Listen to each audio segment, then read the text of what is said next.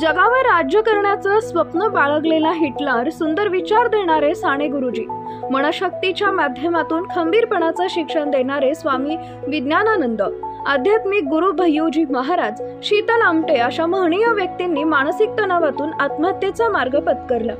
या सर्वांना व्यक्त होण्यासाठी केवळ पाहिजे होतं तसा आउटलेट, आणि हा नसल्यानं हा प्रकार घडला।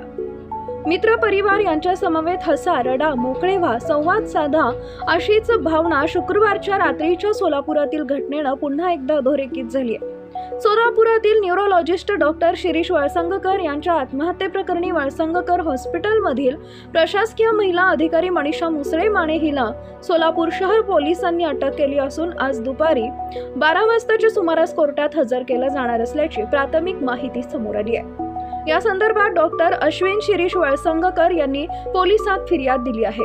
सोलापूर शहर पोलीस ठाण्यात दिलेल्या माहितीनुसार हॉस्पिटलमधील एका महिला अधिकारी हिनं वेळोवेळी सहकार्य करून देखील डॉक्टर शिरीष वळसंगकर यांच्यावर खोटे आरोप करून धमकीवजा पत्र पाठवल्यानं फिर्यादीच्या वडिलांनी त्या महिलेच्या त्रासाला कंटाळून राहत्या घरी स्वतःच्या बेडरूम मधील अटॅच असलेल्या बाथरूम मध्ये स्वतःच्या परवाना असलेल्या पिस्तूलमधून कानशीलमध्ये गोळी घालून आत्महत्या केल्याचं फिर्यादीत म्हटलेलं आहे। या घटनेचा अधिक तपास सोलापूर शहर पोलीस करत आहेत।